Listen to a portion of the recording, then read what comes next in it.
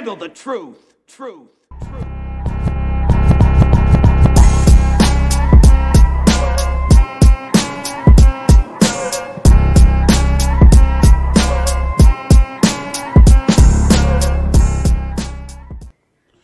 Hey, welcome to Truth for the New Minority. I'm Lou. This is Dawn. I'd like to give a shout out to UConn for winning the Women's National Championship.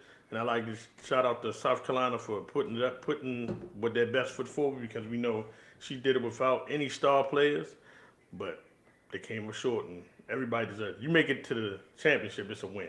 Yeah. So I didn't know that was a championship game. I thought that was like the Final Four. So that was the end of it. That was it. For the women, the men play tonight at 8:50. I'm gonna ride with Houston. You know they play in Florida, but I'm gonna ride with Houston. Y'all can rock with Houston instead of Florida on this one. Okay, if y'all will never know anything about me, y'all gonna find it out today. I don't know shit about sports for real.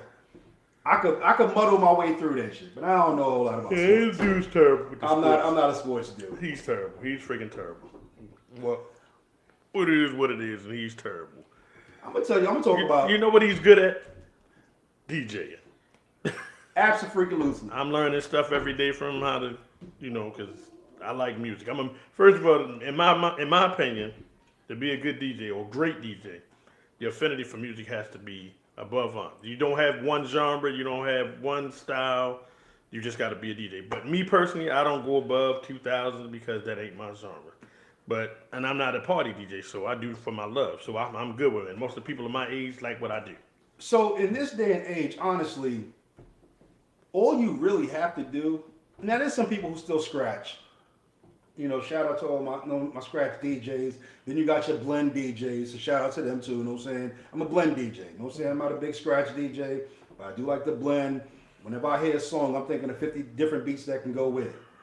But really, all you have to do is know music, when to cut it off, and when to come in with the next song, and how to blend the songs together. You know what I'm saying? How to come in from one song to the next. If you can do that, congratulations, you're now a fucking DJ. Like, that's it. Like, that's DJing these days. I mean, they make DJ, and I'm a fan of the old school days, the Jazzy Jeffs, the Jam Master Jays, the Cut Creators. Like, just to see the DJ when the DJ was the show, and the rapper was the back man. So I come off that era. So and I come off the era of when you rapping about something. When you good time, we come in the era of good. We had gangster rap, but we had good time rap. We had the party stuff, the stuff that made you want to get on the dance floor. But that's the era I'm from. And then we also came through with the era when the rapper took over from the DJ. Yeah.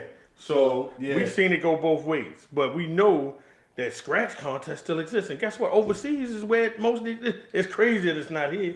But overseas enjoys rap music more than the Americans that created it. Yo, so overseas, they still deal with the four elements of hip hop. Rapping, graffiti art, breakdancing, and DJing. So they still work with the original four elements. And you talking about over in China and Japan, where it's serious to them. It's serious. Hip hop. Like, we've lost hip hop, the true essence of hip hop here in the States, but overseas, like, you got rappers who go overseas and make millions and millions of dollars. Did you know when they release albums, like especially R&B albums, they release them in Europe before they come here, before it gets released here? Because why? They're not fickle. So if they like you, they like you. They don't. They don't charge you for music over there. What they do is they use their music as a way to get them to do shows. So they're not trying to make money off of a single or something like that on Spotify. Right. They're trying to put the music out there so that you can get them booked for a show, and they get paid well for shows over there. And you know what? We had this conversation about music in general. If we think back to when we started listening to hip hop, and I tell anybody, my first song was Rockbox. Okay. It was a 45. My first hip hop song, Run DMC. When they hit, I was like, yo, what the fuck? You know what I'm saying? So, if we think that would have broke in the internet era, how much more money did it make? Because we physically had to go to the store and buy it. Yo, I used to have to go as a DJ. Shout out to, I don't even know if they're still open, Beach Street in Brooklyn. I used to go down to Beach Street, and this is I had been DJing for a few years at this point, so about 3 to 5 years. And I would go down there and I would sit, and I would literally sit, and the DJ would play records, and I'd be like, oh yeah, put that one to the side for me. Give me a double on that one. Like, put that one to the side for me. Right. And literally, you would have to sit there and listen to songs all day, unless you knew some songs that was on the radio. But see, back when I was DJing, when I first started DJing, you wasn't playing what was on the radio. It wasn't. You was playing records to force the radio to play it. So you was breaking records back then. Now, what they do is they basically play everything that's on the radio. I could literally play a damn station and rock your whole damn party if I wanted to, because every radio station is playing the same thing. So I'm gonna tell you about a situation that I was reading the other day, and it kind of mind boggled me, but it also pissed me off as being a hardcore DJ, like somebody who came from the vinyl phase of DJing. So this lady was trying to find a DJ. She was having a sweet 16 for her daughter, right? So the place was trying to provide her with a DJ, but she was like, no, because I want to make sure it's a hip hop DJ. You know what I'm saying? I want to get a DJ in there and have somebody who can rock it out. Right. Now here's what she did. And anybody who's a DJ who's watching, you'll understand how I'm saying how simple this would have been. She gave this motherfucker a 200 song playlist. Mm-hmm. When to play certain songs, and all he had to do was play the fucking song. He become a curator. Basically, he's a fucking iPad. He could have got paid good money to be a curator. I'm banging and that. I think she was paying him $390 for 4 hours. You're a curator. Yeah, that's it. So this motherfucker gets in there, and he's playing like shit like Vibrant thing, and them 16-year-olds don't know nothing about no goddamn Vibrant thing. And so the lady goes up to him like, look, no saying, what are you playing? And he was like, oh, no saying, I'm just weeding in and out of no saying. And she was like, well, I gave you the songs to play or whatever. And he's like, oh, well, you know, I'm still getting some of the songs, still downloading some of the songs or whatever. And I'm like, why? You know what I'm saying? Like, if she gave you that shit 2 weeks in advance. You should have had that shit done. Hell yeah. So then he's still playing like a lot of like old school shit. Not old school, but not for 16-year-olds. Not the shit that's not for 16-year-olds. They ain't trying to hear. They want to hear Glorilla. They want to hear Lil Durk. Yeah. So they the little kids, now the 16-year-olds are going up to him and asking him, yo, can you play this? Can you play this? Right. This motherfucker gets mad and starts yelling at the motherfucking little girls and shit and the little boys.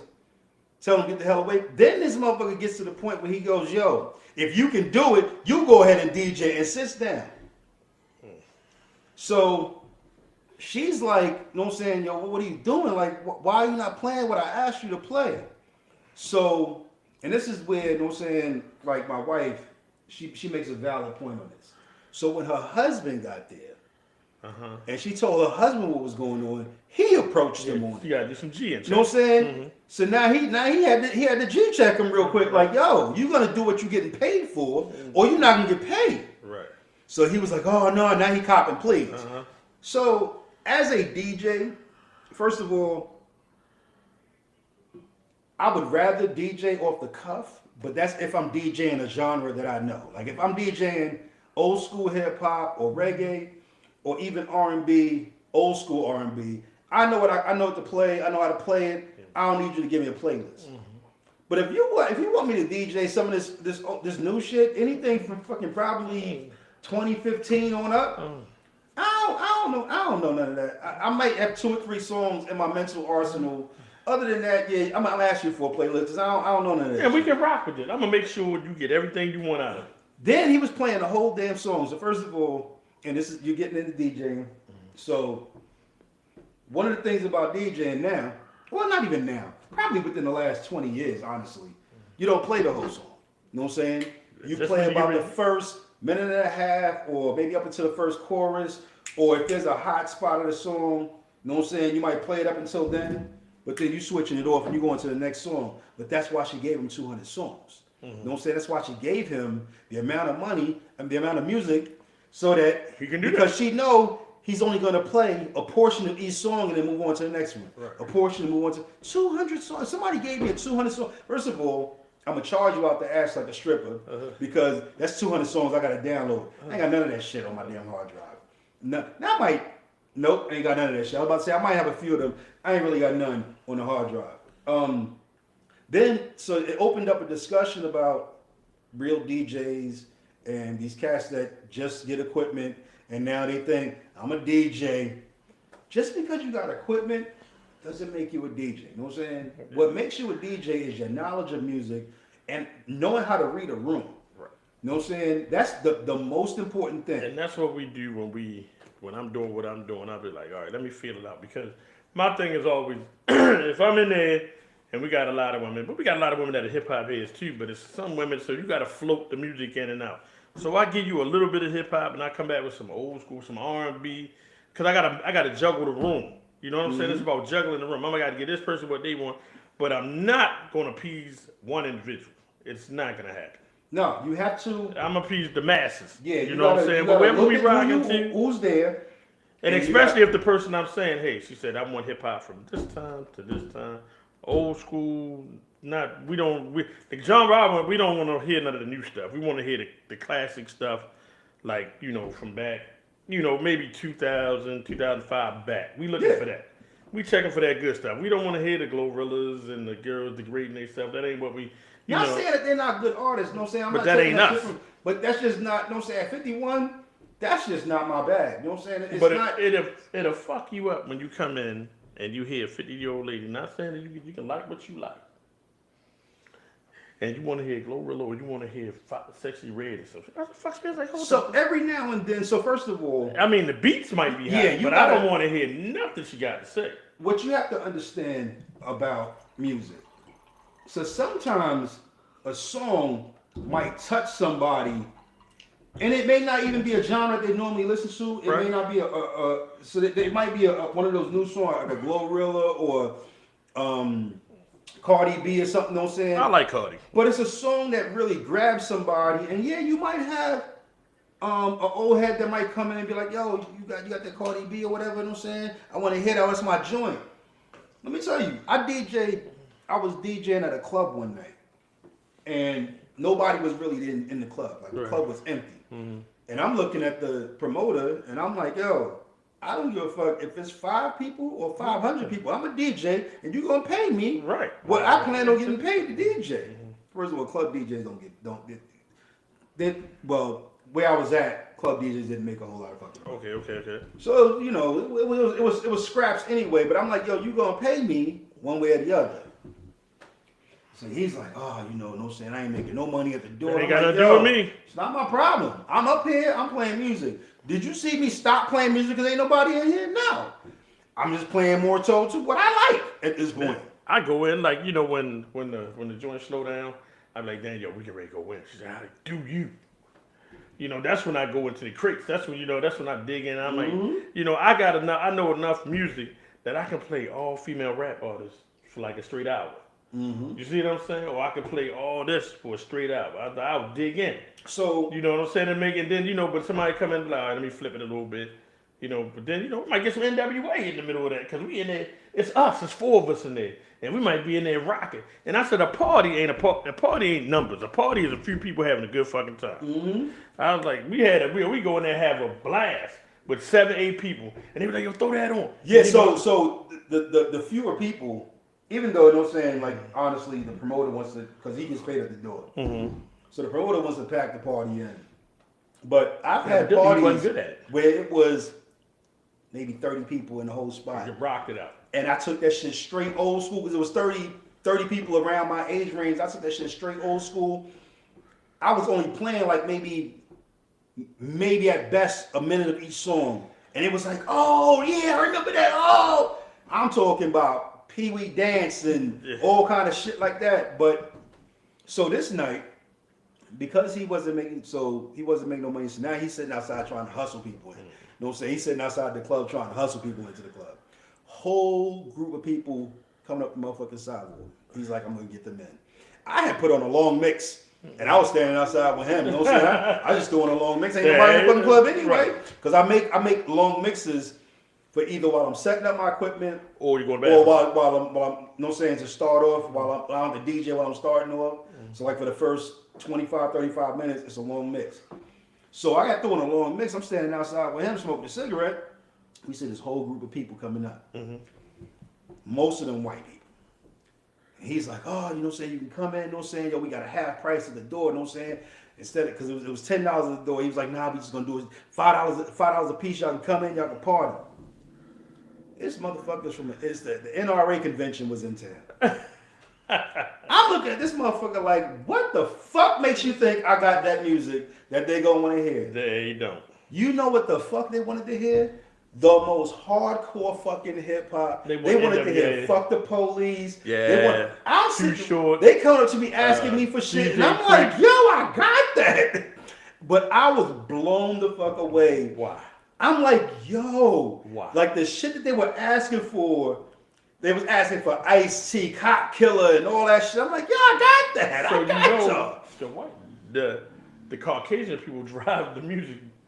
We bootleg the shit out of shit. Yeah. They go out and cop it. You know what I'm saying? They drive the music. Yo, it's moving. Yo, think about it. When we was coming out there, when we had a few. You had Eminem, Snow. You had Third Base. You had what's the white boy's name? You had I'm trying to see him right now.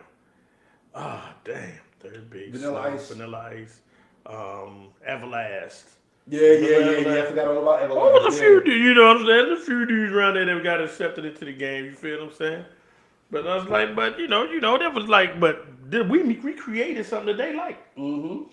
You know what I'm saying? Ain't nothing worse than the little white kid in the rich neighborhood singing "fuck the police."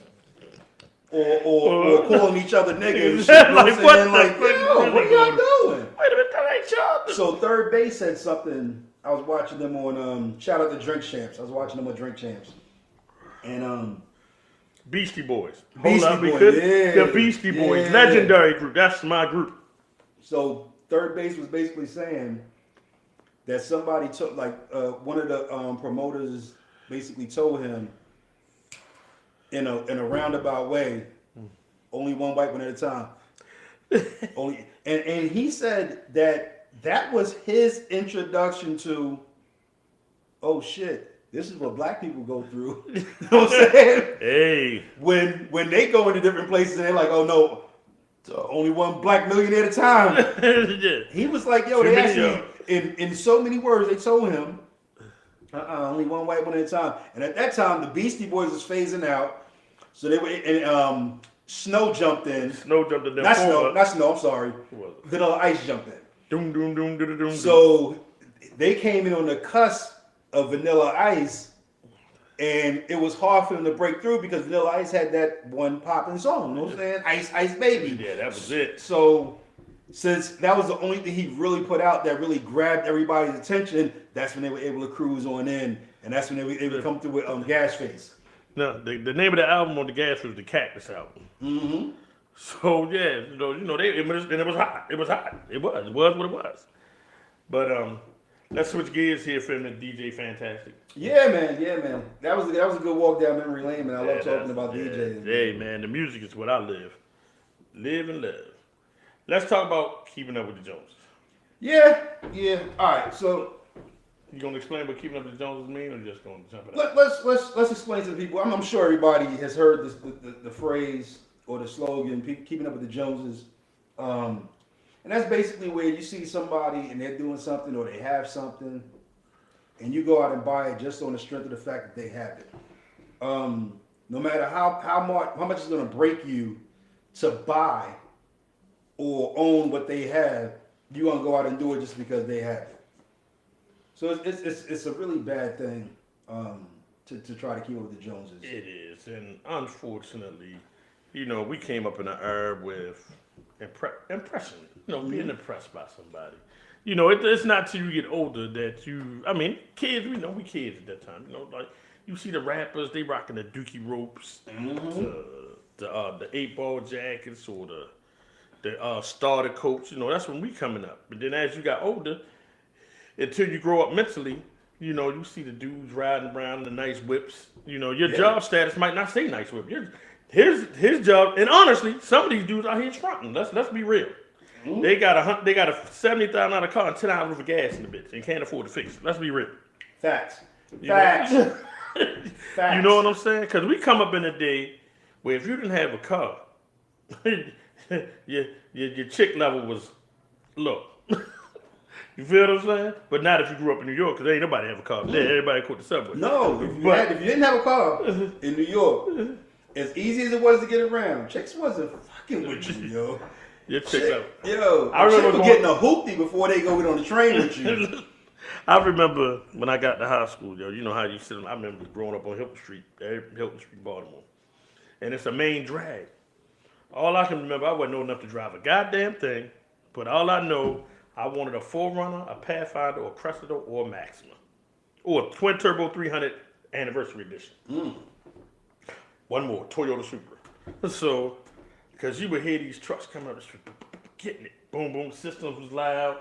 You know what I'm saying? Then you realize that a lot of these dudes was in the street. Yeah. Yeah. Spoiled. Or what have you. Some of them had jobs, you know, whatever they was doing, what they was doing. But you look at it for the outside in, it looks like they doing it. They doing it. They doing it. We don't know these dudes might be going to work after hanging out, but we looking at it like, yo, I want a rag top, Cressida, boo, boo, boo. Now let's fast forward. We grown. Yeah. And if you, as a grown man or woman, are still checking for what the next motherfucker's doing, you done lost your rabbit ass mind.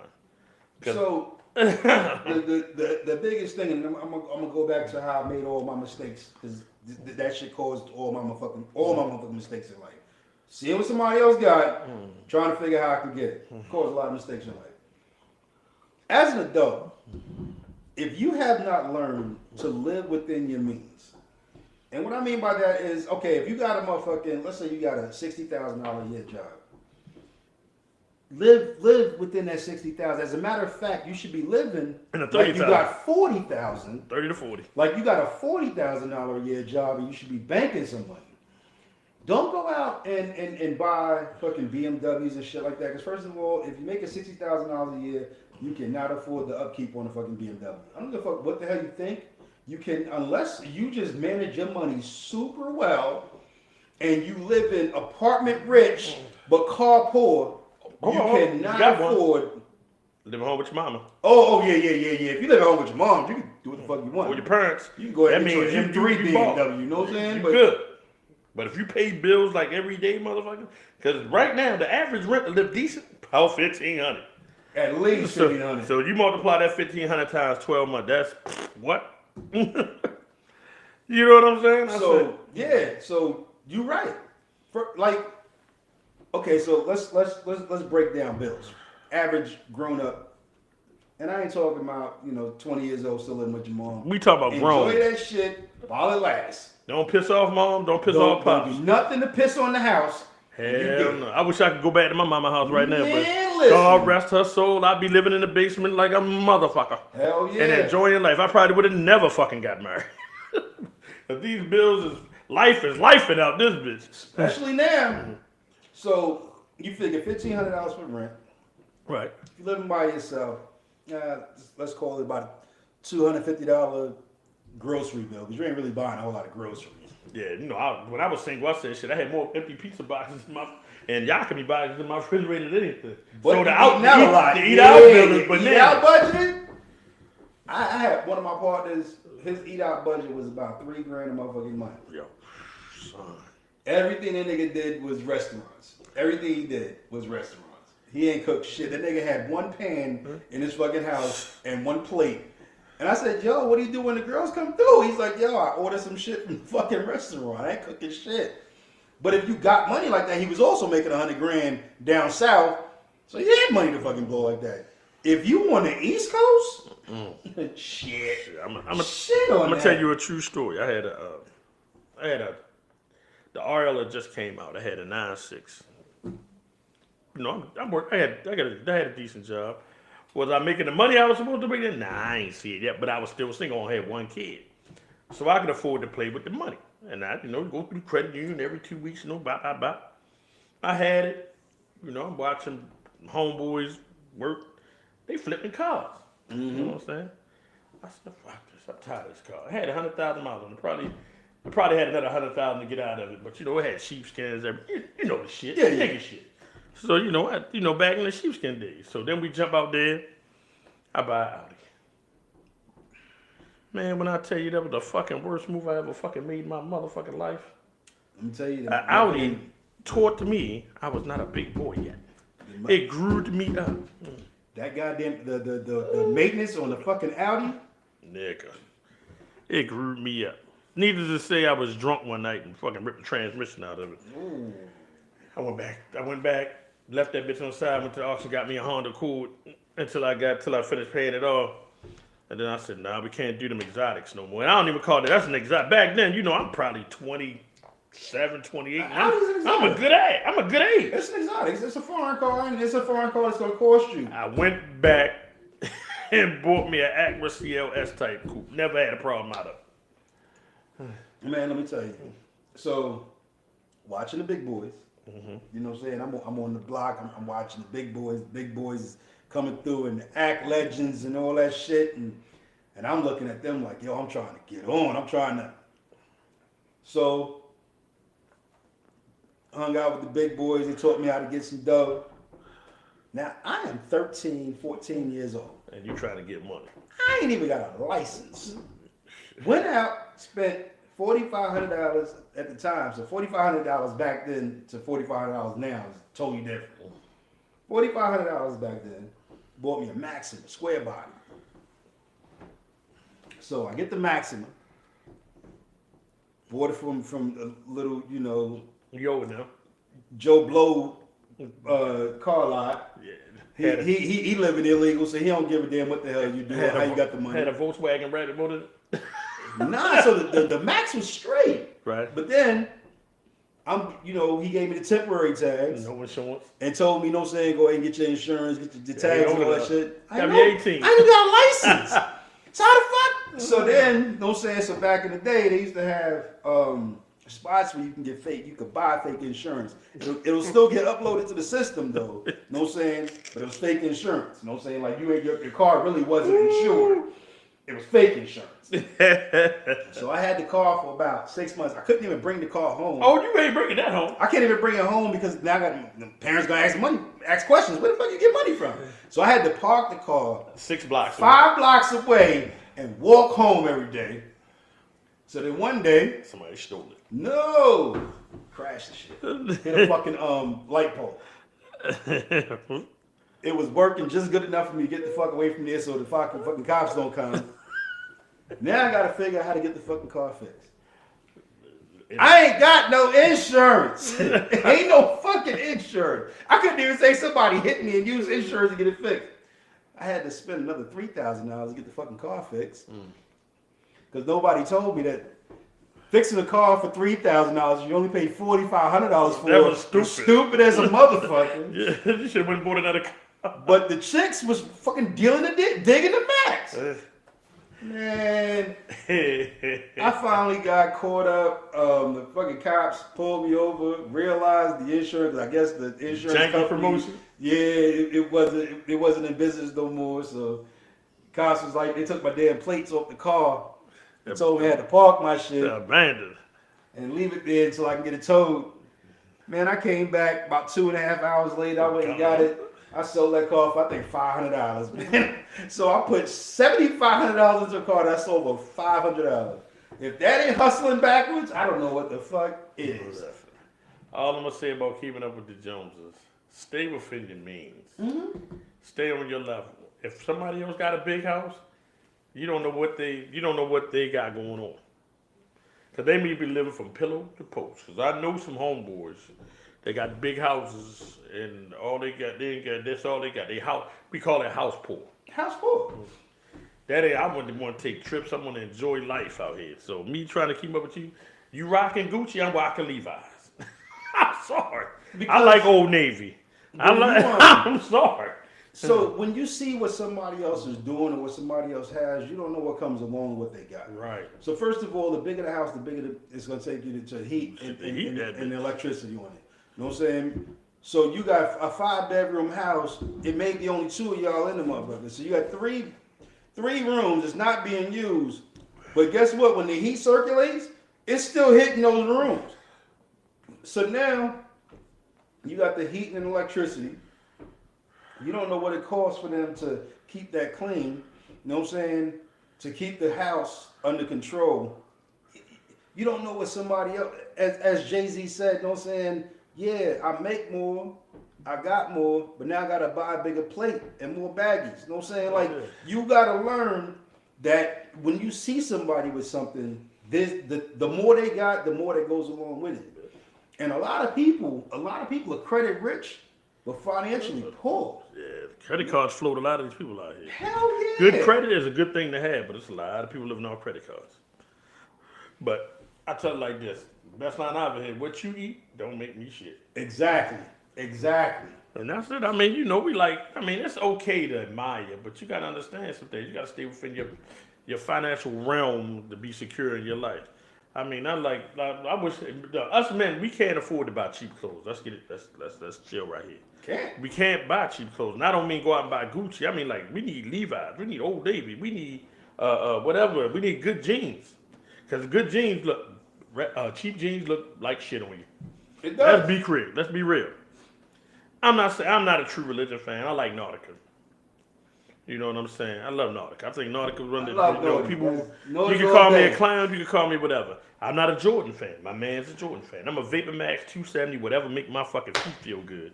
So originally I was not a Jordan fan. As a matter of fact, I got my first pair of Jordan 2.5 years ago.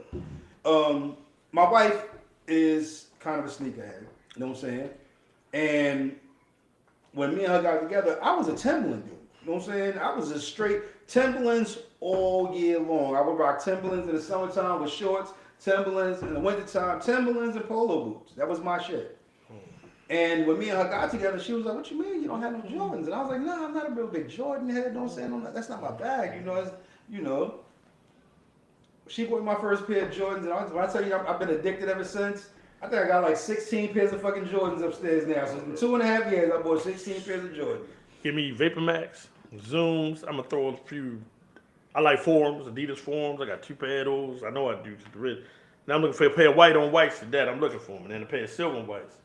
And you know, I'm just a real simple dude. I'm gonna rock my jeans. I'm gonna rock my shirts. You know, it's like I think Nautica makes the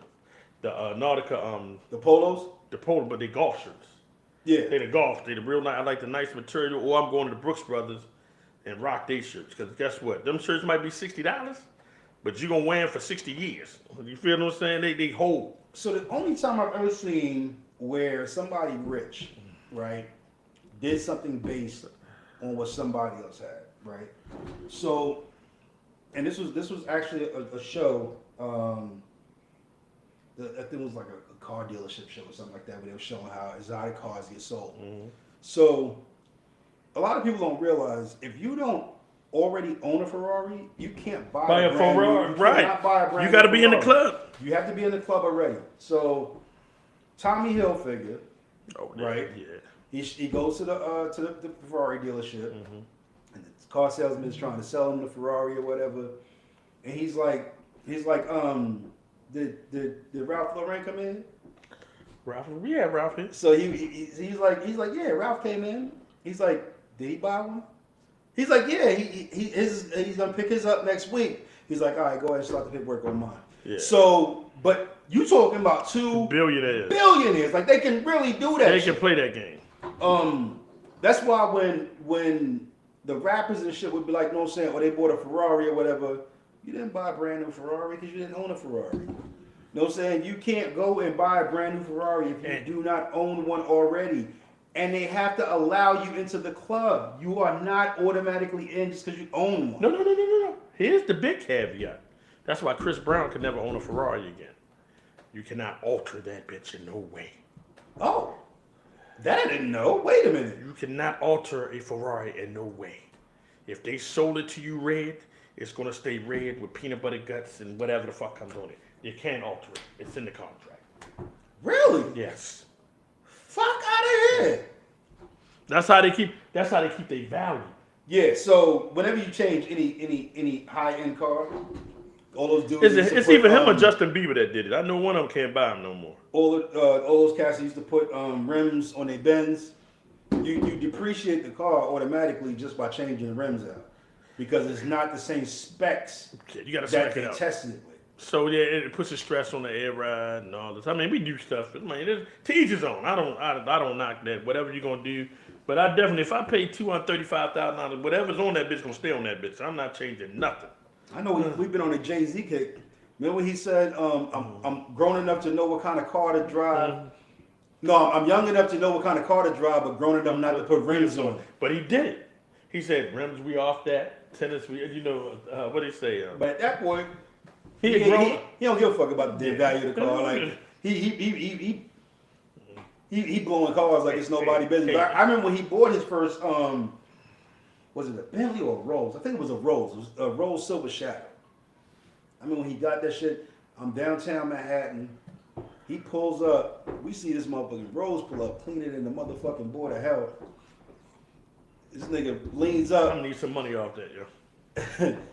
Leans up, looks at everybody, says back, drives off, and I'm like, all right, that's how you do it. But That's the how you do it. XLR, the XLR, the one I think it's like 1 of 5. The long one, the XLR. Yeah. the Oh, you whatever. seen the new joint, the electric joint? Listen, man. Is it a Bentley? I think it's an electric Bentley. Listen. Cat Williams got one. How the fact that here's the crazy thing is the Lamborghini Urus is nothing but the Audi. Yeah. You paying for the name at this point. Lamborghini, it got Lambo on. All these cars are subsidiaries of New Orleans cars. You jump up. Countach, the Lamborghini Countach. I think it's the Countach. The motherfucking headlights in that bitch is Nissan. The headlights from the Nissan Z. That's what they use. Yo, why would you go out and reinvent the wheel when you got the parts right there? When you got the parts right there, you can just go ahead and go. Yo, I got those parts. It fits this car. I'm gonna need just. I'm gonna make it simple for the people that don't know. It's probably some people out there. Nissan is Infiniti. Mm-hmm. Honda is Acura. Mm-hmm. Toyota is Lexus. That's it. That's all. And they're broken down to people with the fit within your means. If you can only afford a Honda Civic, then you get a Honda Civic. If you can afford a Honda Accord, you get a Honda Accord. If you can go Acura, you go Acura. There are levels of it. You got an ILX, you got levels of Acuras. And people just don't know how to stay within their means. That's what it is. But we ain't gonna beat on this because we need to jump into another subject in a couple minutes. And So, bottom line is, and we'll jump off this subject on this. Like, know what your budget can call for. Because I tell you right now, you know what I'm saying? I'm working stiff now. I'm a 9-to-5 dude. I went out and bought a BMW truck. Worst fucking purchase I've ever had. Couldn't afford the maintenance on it for real. I'm also, you know what I'm saying, I'm a grease monkey, you know what I'm saying? So I go ahead and fix my own vehicles, you know what I'm saying? I try to do that on that BMW. you need too many special tools. I got midway through that damn repair on the fucking brakes. Something as simple as fucking brakes. I had to have a tow truck come get the motherfucker and take it down to BMW because it was a piece that you can't reuse. You can take it off, but you can't reuse it. So you gotta put a brand new piece, and they don't sell that piece in AutoZone. So I had to have him come with a flatbed, tow my shit into the dealership, and it cost me $600 to get the damn brakes done on the motherfucker. Rotors was fine. I mean, the rotors was fine. So they didn't have to spin my rotors and nothing like that. Still cost me $600. But did you know, on most BMW sports cars, when you change the brakes, you got to change the rotors at the same time. Yeah. I said, so when you go in there thinking you're going to most cars, you change the brakes, if the rotors ain't messed up, you good. But, I'm going to tell you, a dude with money told me something, because I had a Mercedes. I never had them issues with my Mercedes. What he did, he changed all the rotors out to aftermarkets. Oh, so when he does his brakes, you don't have to worry about the rotors. But it's something you do, and this is a dude with dollars. He said, man, it makes no sense for me to go in there, and I don't drive the car that much, but when I go in there and change, you want to change the rotors, man, forget y'all. But that's our spill on keeping up with the Joneses. Give us some feedback when you get a chance. Yeah, drop some notes in the comments. Yeah, if you have a story about when you tried to, keep up with the Joneses and it fucked you over, or how people try to keep up with you, you know what I'm saying? And it screwed them over, you know what I'm saying? You might be the Joneses. Hit the subscribe button. Truth is a New Minority. Lou and Don be here. But now, There's no it's, just truth. Truth. The New Minority. Truth. I'm sorry. Because he changed the name of mine. Yeah. But anyway. My bad. Okay, so now we're going to go with this. Let's talk about these protests. And, people are mad. Some people understand why black people weren't there. And some people are mad black people weren't there. Let me just say it like this. And then I got some other facts I'm going to drop on you. 80% of the black women voted for Kamala. 72% of the black men voted for her. So, we didn't put them in there. So, the FAFO fuck around and found out y'all put this motherfucker in. And let me say it clearly. It was never about who was qualified. It was about race. Wasn't even about race. It was. Because they didn't want to. Listen, we can agree to disagree, but you ain't going to sit up here and tell me that one black woman. It was a woman.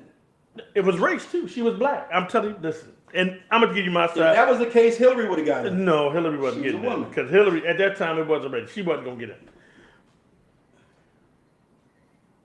it. The fuck around and find out phase, because there was a whole lot of things about, they said that Obama divided the country. No, what Obama did was bring out all the races. And you could see them because they were mad. He got 2 terms. It was a black man in the Oval Office. So guess what all them car carrying, hiding behind their masks and all that, they start taking the sheets off. Since when Obama got elected, racism jumped through the sky. It jumped like a motherfucker. It did. But it more so jumped when Trump first turned. When Trump first turned, he turned it on. Yeah. He appealed to, first of all, he appeals to the uneducated. Oh my God! And, Say it again. Say it again. The uneducated. Say it again. White people, and I ain't got no problem with y'all. It's not. I do. I ain't got no beef with I y'all. do. Because honestly, as soon as y'all realize that y'all on the same level as as a poor black person, y'all just got a leg up because y'all got a little bit of white privilege. Ho. Listen, this is the way I feel about this.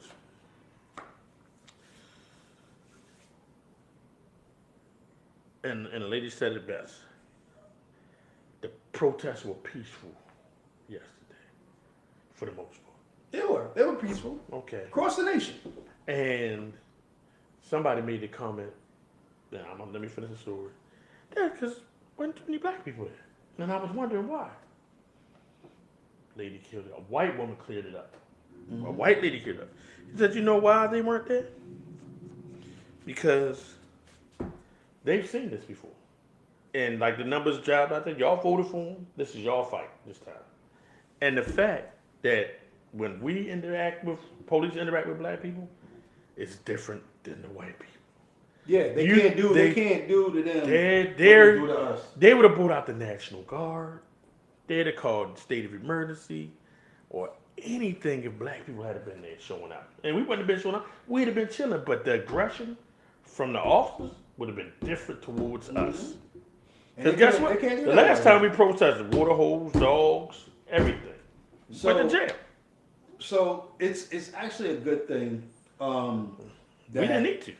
That black people weren't out there. Not to say that it's not our fight, because it's still our fight. It's not. It is.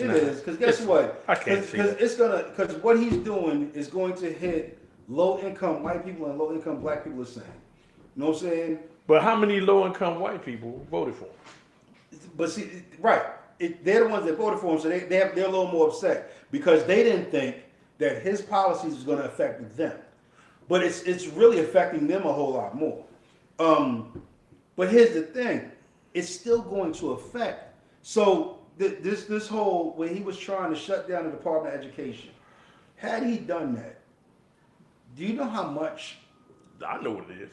How that would have affected the inner city schools? Yes. But what the white people didn't realize was that he was going in there to do that and it was going to affect them. So there's more red states that rely on government funds to fund their schools than blue states. And the reason for that is blue states try to cover their own people because they know, depending on the administration, it could change how much money's coming in. Facts. New York, for example, I think they pour like $44 million into their school system. So that means they need very little money from the federal government for their schools. You know what I'm saying? For their inner city schools. But they do that because they know, depending on whether it's a Republican or a Democrat in office, we got to be self-sustaining. You know what I'm saying? They got to sustain themselves. However, in red states, they know if a Democrat's in office, he gonna look out for all, you know what I'm saying, all the states and all the schools, because to them, an inner city school is an inner city school. You know what I'm saying? Mm-hmm. A school that needs money is a school that needs money no matter what. But Republicans will go, well, you know what? We may not give as much to New York and California and Maryland because those are strictly Democrat states.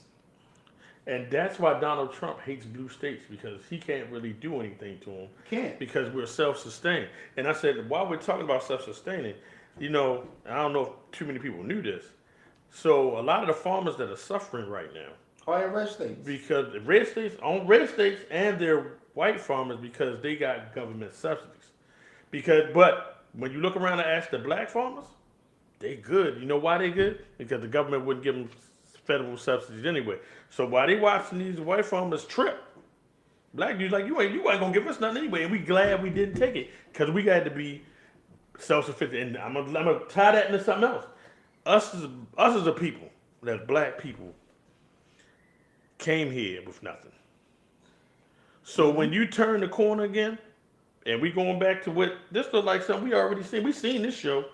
Yeah. We back on our grind. We back out here getting it. We not killing the wife and kids because we can't keep our $3 million house. We not going out here. You know what we're gonna do? We're gonna find the next hustle, whatever it may be. Whatever it is. So we are notorious for, and I'm not saying all black people. You got some other. You have your middle income. I don't even think you have a middle class. Either you got it or you don't. Is this it? I consider myself middle class. Because I ain't got it, but I ain't broke either. You know what I'm saying? I mean, I would consider myself a part of they basically wipe that out. But so when you got a black person who makes $150,000, $160,000 a year, to them they made it. They arrived. That's it. They've accomplished some shit. $300,000 a year. Oh, you looking at poor black people. You like, fuck, I'm not one of y'all. You know what I'm saying? But here's the thing: the poorest black person, when shit get tough, they find a new hustle. You know what I'm saying? They survive on the hustle no matter what. Whether the economy is good or the economy is bad, they survive on the hustle. Yeah. You know what I'm saying? Like for them, you tell somebody from the inner city, you know what I'm saying, oh, we gonna cut this, that, and the third. They're sitting there going, all right, well, cool. You know what I'm saying? Well, I'm gonna go ahead and I'm gonna be selling this, that, and the third. Yeah.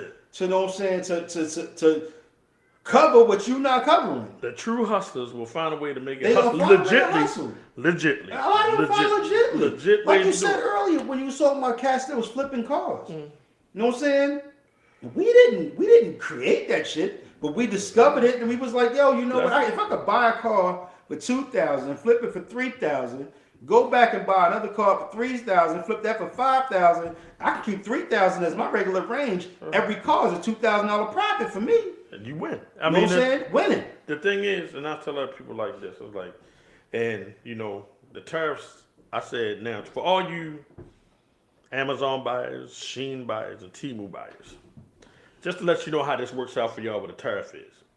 So now that little $8, I said I ordered something, a camera or something, it came from Temu, it came from China, from my backyard. Let me give me some ice. But I go ahead with the tariffs. I'm gonna tell you exactly how that shit works. That thing was probably $14.99. So if I do believe it's under $1,000, there's no tariff on it. But with the Bezos, where Trump, okay, you can correct me when I come over. But when when Trump did that, he fucked Bezos because he closed a loophole in the tariff thing, which means now that $7 dress is now 34% higher. Yeah, you're right. So now your little $8-9 Sheen dress you just ordered, you might have ordered 4 of them. It might be $32. Add 34% to it. So I bought. So now that's where it hits consumers. Amazon and Bezos and all that stuff we like to get on TikTok. It now just stuck. It fucked Bezos because Bezos contributed $1 million to his presidency. So Elon's upset too because guess who imports shit? Him. The tariff hits his ass too. So he's trying to offset Elon with the tax incentives to buy his vehicles. He's just like with the electric shit. But motherfucker gonna file a lawsuit on that shit. And they're gonna end up in court. They're gonna tell you, how you giving this motherfucker shit? And it's just a thing. If we can get the courts, if we can get Republicans, we've getting them. They slowly trickling over. But the courts they doing what's blocking them. Yeah. The courts is what's covering But them. the problem is when you get a crooked ass, shady ass Pam Bondi, which the DOJ, and she's going after a senator, Jasmine Crockett. This company was either way, intelligent black woman, highly intelligent. And I'm still to this day can't figure out why everybody in Texas. I wish she was in Maryland. Y'all say she's a loud, outspoken black woman, but everything she speaks is the freaking truth. So, and then we got loud, outspoken black women that can't find their head. They just like to hear themselves talk. But no, that's just my soapbox right now. But I'm gonna let y'all rock with that. So when I order my hats, right? So I used to order all my hats, my New York hats, from Lids. You know what I'm saying? Right, yeah, Lids. Yeah. I hate to give motherfuckers shout outs, but I can't talk about it without giving them a shout out. So I used to buy from Lids. Okay. Average hat that I would buy is about $44 to $54. Okay. Right? Now, these hats are not made here. We know where they made it. You know what I'm saying? Right. So when I found a distributor, straight to distributor, where I could buy my hats directly from the distributor without going through, because when you buy, when you go through the realm of how it gets, the price gets to where it is. You got the factory, you got the distributor, you got a jobber, and you got a wholesaler, right, and then you got your retailer. So every time it hits one of those points, it goes up in percentage, right? So I found a distributor over in China, I think it is. Which where they made that anyway, where they made it at. So the distributor's getting it straight from the factory. It's basically the same model that Walmart uses to get you the 2 cents off of your price. Right. That's the same thing that this company's doing, right? Order my hats. You know what I'm saying? I ordered 3 hats. They was, instead of $54 a piece, they was $15 a piece. You know what I'm saying? Okay. Because it's straight from the factory. It's basically factory to distributor to me. Right. Man, in the midst of my motherfucking order, I got tariffed. What they jump up to? Jumped up to $19 a piece. So put $4 a piece on each one of my motherfucking hats, and it was not a damn thing I could do about it. It was already on the way. As a matter of fact, the price changed once they realized where it was sending to. It changed the price, and that's what they hit my account for. So now I didn't even agree to the motherfucking $19 price point. I agreed to a $15 price point, but because I ordered it, I got to pay that tariff when it gets. So now that goes to, we know where most of these companies are coming from over there. So now even when you go to Lids, oh God, that $54 hat, just put 34% on it. So now the New York Yankee hat, that's the popular hat. The Cincinnati Reds, the Cubs, the O's on this coast, the O's on the west coast, the O's and the Yankees run this side of the Eagles and all that. We run this side because the further you go south, the less you're gonna see our shit. You might see they're gonna do one or two things. Either Lids, companies like Lids, Fandango, I think it is. Fandango, yeah. Either they're gonna eat that cost or they're gonna push it on to you. So a $54 hat is now going to be 34% more expensive. And then people are thinking, it's a hat. I don't need that. You're right. You don't need that. I like my hats though. Yeah, I mean, you buy what you buy what you can afford. If you like it, you freaking like it. I'm a cigar man. I'm a cigar dude. I love music. You know, I'm not a fashionado, but I get what I like when I'm ready to get it. When me and the wife get ready to step out, we step. I don't dress for anybody but myself. If I'm coming out to hang out with the fellas, I don't give a rat's ass what I got on. You know what I'm saying? Because I'm not there to impress. But all those things that you buy on a regular basis That just went up. just went up. Your jeans are not made here. Your jeans have to come from overseas. Even though you're not buying it from overseas, you buying it here, it crossed from overseas before it got to your retailer. The retailer is not going to eat that cost. You got to own that cost. So when the protest is going on, these are people who understand how economics really work. You know what I'm saying?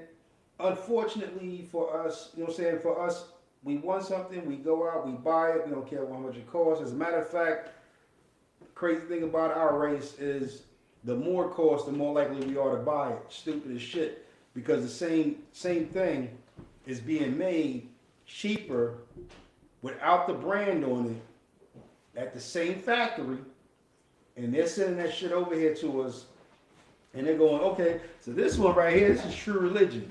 It's $150 pair of jeans. And everybody's like, oh, I'm about $150 pair of jeans. This pair of jeans right here is Shein, and it only costs $25. But I can't be buying a $25 jeans. They came from the same factory. The same place made them. In what world is another adult checking what the fuck jeans you got on? So, it's stupid, but they do it. And I'm not, listen, it's dumb. It's dumb. I mean, I like what I like. You know, I got dudes, friends that wear crazy shit. But that's not my MO. That has never been my MO. I like my tennis, like my jeans, like my shoes. As long What y'all call them? Tennis? well, yeah, you call them sneakers. Yeah. And stoop. Yeah, like I was saying. And the stoop. Yeah, he's from New York. So, you know, everything is sneakers. Sneakers. That's all he do. Every day. I gotta listen to this cat talk all this New York shit. You think he's tough and shit. They think, you know, motherfuckers from New York are arrogant as fuck. He's arrogant as a motherfucker. Y'all go tennis? Yeah. Luckily he's my man and shit. Y'all don't play tennis. Why you call them tennis? What's a stoop? A stoop is... We sit on porches. Nah, we sit on a stoop. What's a stoop? Who named the stoop? The stairs in front of your house is a stoop. It's a stoop? It's only a stoop if you're sitting on it. Other than that, it's stairs. All right, well, you sitting on the stairs. Nah, you're sitting on the stoop, son. Who's on first? What's on second? I don't know who's on third, though. But anyway, you know, I said... cover your bases. Yeah. Honestly, when you see these white people out there and they protesting, don't shit on them, shine on them. You know what I'm saying? Like, yo, we appreciate y'all for taking up for something that is going to affect both of us. We all can get affected, but if we were out there, it would take on a different... It would turn. It would turn so fucking drastically. Because it would be it stuck my mind that it would be hard for him to call a national emergency because it wouldn't be that. But he would try to some way spew it because he's a lying piece of shit. But so he's doing things to try to... Incite the black people so we can get out there. Because if we get out there, he can call martial law. If he calls martial law, he gets the National Guard involved. And they're staying off. National Guard's involved. Martial law's involved. Now we don't have a 2026 election so that we can't change our Congress. And Congress can't vote him and can't go ahead and impeach him again. That'll be number 3. We working on number 3. The third time's a charm. If we can go ahead and flip the House and the Senate next year in 2026. We can stop all this shit. Because then, I mean, we still got Shady Vance that'll still be in there, you know what I'm saying? We still got to get rid of Shady Vance somehow. But I think if Trump is gone, I think Shady Vance ain't Yeah. gonna be so prone on 'Cause- all this foolishness because Shady Vance really don't like him. He just had to kiss the ring so he can, because he don't get like a little bit of light. And as we near the close of this show, let me drop a piece of information on y'all that most of y'all might not know. And I know it's a lot of people sitting back here thinking, why aren't the churches involved in more of these protests or anything? So, fact check me. I looked it up. Got it from an older cat that made me understand in the church. He's a smart dude in the church, up there in the churches. In 1974, At the Yale Bond. churches got what they call a 501c. And when they got the 501c, they basically traded all their political influence for the 501c for tax free. So in layman's terms, they sold their soul for the devil, not knowing that we would have the Antichrist in office. And with that being said, y'all can look it up, but that's why churches are not at the forefront, like when Martin Luther King and Ralph Abernathy and all them was there. Churches tried to get involved when Kamala was running. They couldn't. Churches tried to tell y'all in advance when Kamala was running. But because y'all had a problem with the woman becoming president, y'all allowed this person to become, and he said, I'm going to be a dictator on day one. He wasn't lying. He didn't fake no fucking jacks. He told y'all exactly what he was going to do and when he was going to do it. And y'all all said, oh, I don't want a woman to be president. So you get what you have. You got what you paid for. FAFO. And on that note, bye, motherfuckers. Bye. You see how the motherfuckers next Monday. Check us out on the L Spot on Tuesday. Catch me on Love, Sex, and Society. Same on YouTube, Love, Sex, and Society. Catch me on Wednesday. L Spot. Catch us on Facebook. We trying to get L Spot onto YouTube as well, so y'all can all check her show as well. It's a live show. It's done at a bar. It's uncut. It's straight raw. We don't do politics or religion on that one, and it's straight fun and come through. And we talking about nice nasties and all that good stuff. So catch us on the L Spot on Facebook. Catch me on Love, Sex, and Society Wednesday on YouTube. Please make sure before you click off of this show, do us 4 favors. Like, subscribe, hit the notification bell, and if you have a comment about the show, if we said something that is not truth, please chat us. Please check us on. We only deal in facts and research. We won't give you anything that we don't think is wrong. And if we giving you something that's not facts, let us know. Let us know in the comments. To hit the like and subscribe button, it costs you absolutely nothing, but it helps us to become a part of the algorithm so more people can see the show. So do us a favor, hit that like, subscribe, notification bell, and until next Monday, fuck y'all. Nah, I love y'all. Be easy. All love. Stay safe. I want the truth. You can't handle the truth. Truth.